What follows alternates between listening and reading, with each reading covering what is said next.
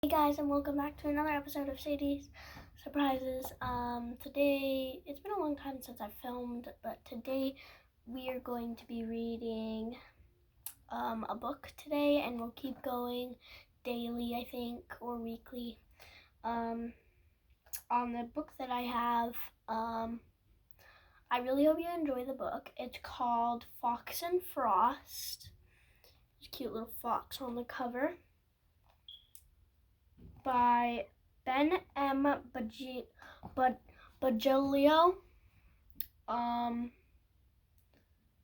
from Animal Arc. Alright. Is this fox in danger?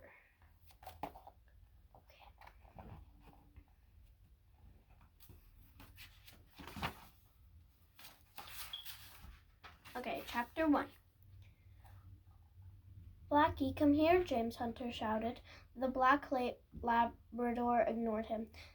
That's a very obedient dog you have there, Mandy Hope grinned. She clipped a sprig of holly from a thick bush from by the roadside. They were out in the field close to the beacon gathering holiday for Christmas.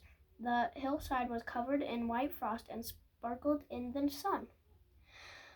Blackie, James jumped over a gate and carried after him down the path to High Cross Farm. So well trained, so reliable. There's like a bird right there.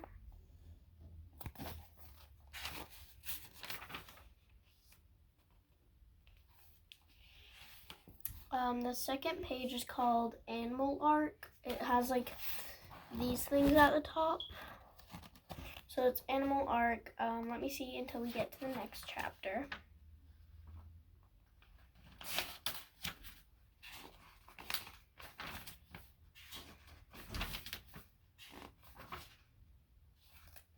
Let me just check. Okay, so it's not that long away. It's just a couple pages. So let's get back to reading. Yeah, James' voice carried on the wind before he vanished between the high stone walls. Mandy reached higher. There was a spring ladder with shiny red berries. It would look great over the doorway at Animal Arc. She wanted the waiting room to be bright and cheerful in the days before the festive season. But she reached too far. Her fingertips missed the branch, and the frosty ground was slippery. Ah! Her arms whirled, and she tipped forward. Blackie heard her cry and came galloping back across the field. Blackie, where are you? James' faint voice called. He's here. Mandy was in the ditch. The dog's black nose snuffled her cheek. He butted her and licked the frost from her face. Ouch! She gave up trying to fend him off. Ouch! Ouch! What are you doing down there? James peered over the wall and his face red from running. Ouch! These holly leaves are sharp. Mandy's hat fell over her eyes, and Blackie wrestled with her. Get him off me, James. I'm getting prickled to death. Here, boy. It was James' turn to grin. He climbed the wall and tried to tug the dog away. Sorry, Mandy. He thinks you want to play. Well, I don't. Ouch! Get off, Blackie. At last, Mandy struggled to her feet. The seat of her trousers was covered in frost and dead holly leaves. Her hat finally fell to the ground as she bent to brush herself off. Another game? Blackie sighed. Blackie seized the red woolen hat and charged up the hill towards Upper Welford Hall. Mandy groaned. Okay, I know it serves me right for being rude about him, she sighed. Come on, we'd better get him back before he decides to invade the Hall Gardens. James set off after Blackie. Yep, Mr. Weston would really love that. The owner of Upper Welford Hall would be furious with anyone who even so much has touched his smooth lawns and perfect flower beds. Christmas or not Christmas, he would be phoning their moms and dads, if not the police, to complain. Uh-oh, I've lost him, James came to a halt by the being double gates. Did you see which way he went? Mandy stumbled into James. No, she gasped, then turned full circle, taking in the sweep of the white hillside. The tiny houses of Welford nestled in the valley.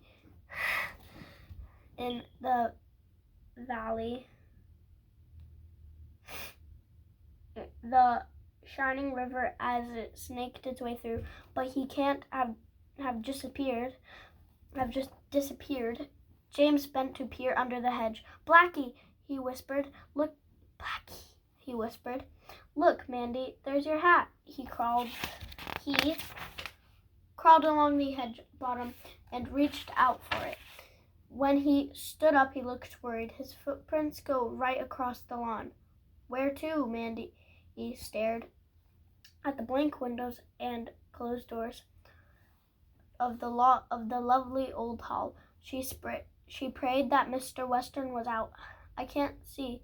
Wait, what is that? They heard an odd noise somewhere between a squawk and a cackle. It was the annoyed alarm of a bird. It sounds like Blackie found something else to chase. This time James groaned. Peasants.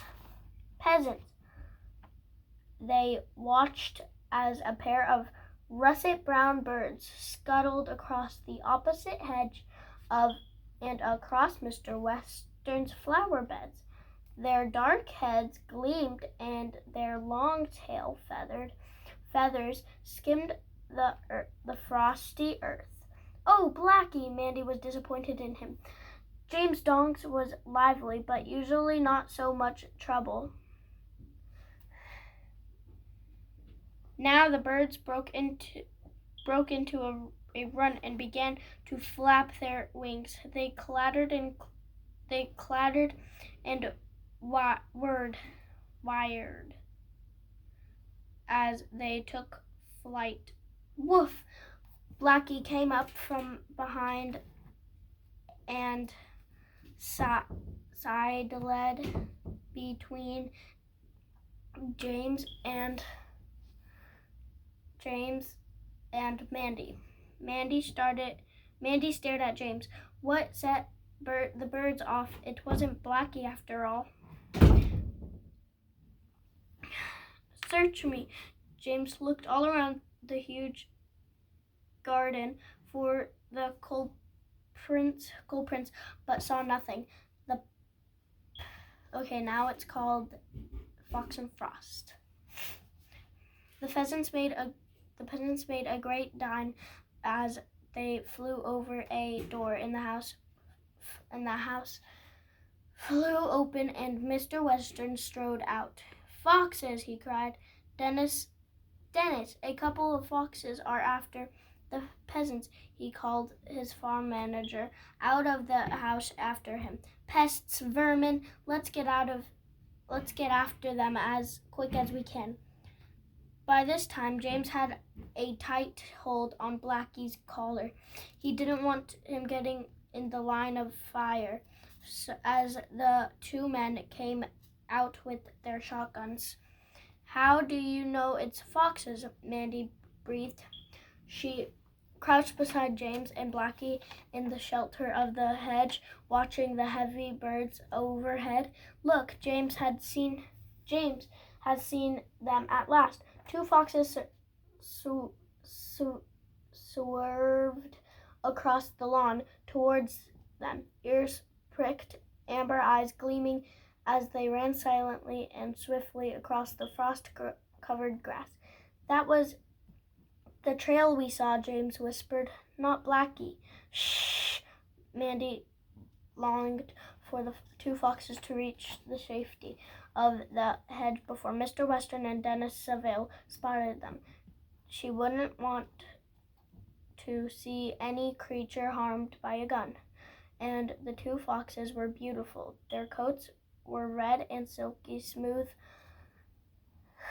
Their chests and bellies were white, their ears and legs black. They carried their magnificent bushy tails low to the ground, but it was their eyes a bright, shining amber edged with black and fascinated Mandy. So this one's Animal Arc again. The foxes ran side by side,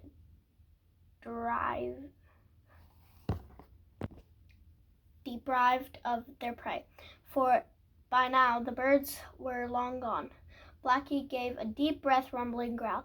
James held tight. "I think they will make it," he whispered. The foxes had reached the edge of the lawn. Silent as shadows, they came slinking into the hedge of a few yards from where James, Mandy, and Blackie hid.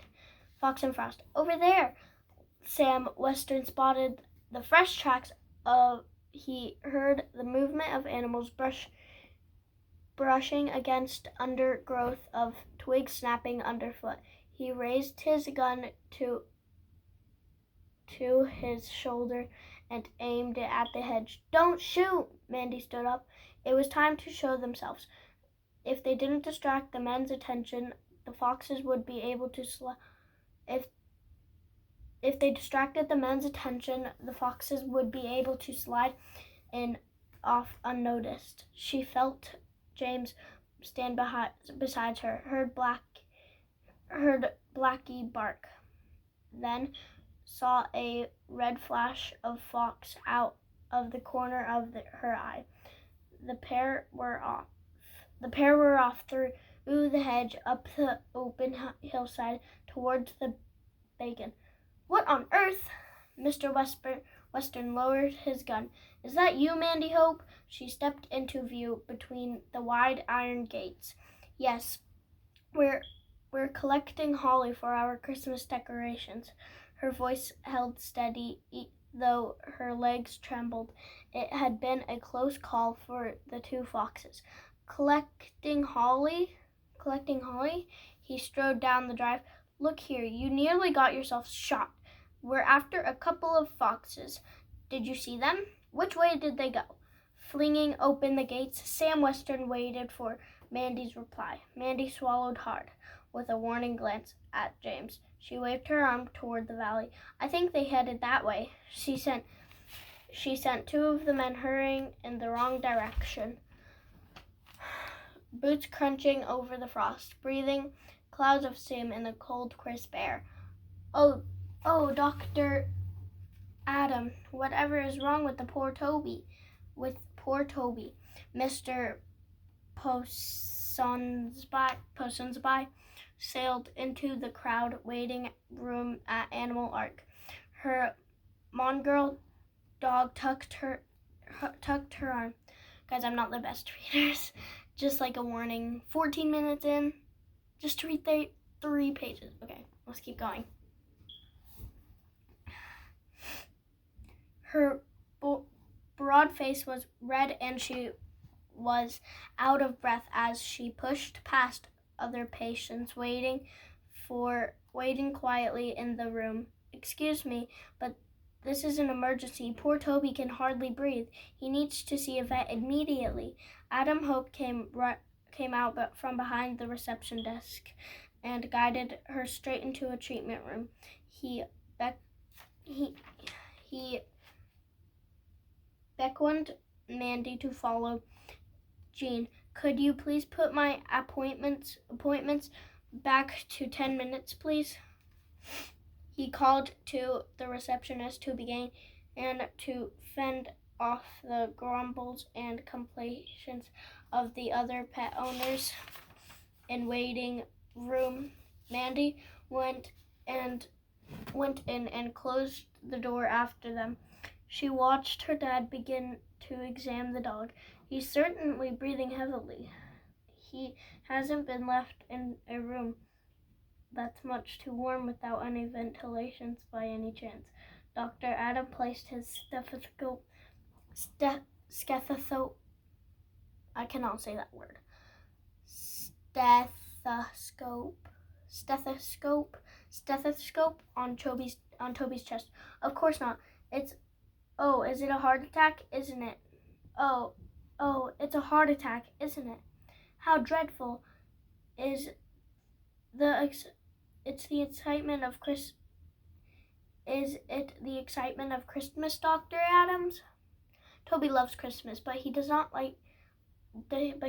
tend getting overexcited.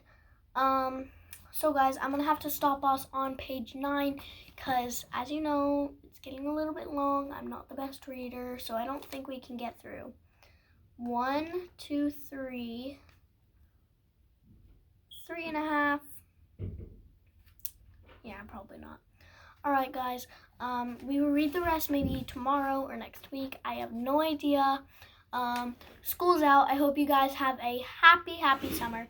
I don't know why I'm reading a snow book, but I hope you guys have a really good summer. Make sure to like and subscribe if you're liking the book so far.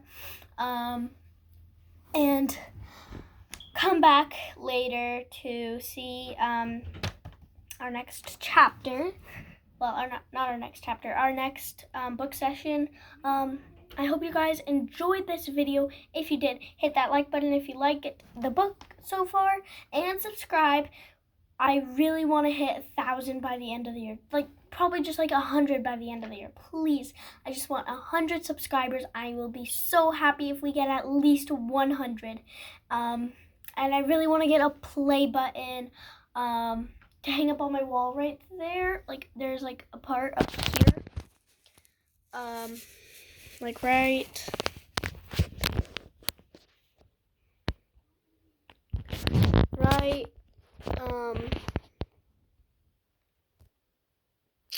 Right there. That's where I want to put my play buttons if I get any. And I would love to get play buttons this year. I hope you guys have the best summer ever. Stay tuned to see the next chapter, page 9, to the next chapter. Thank you guys so much for watching. Bye, guys. Thanks you for watching. Bye. Like and subscribe.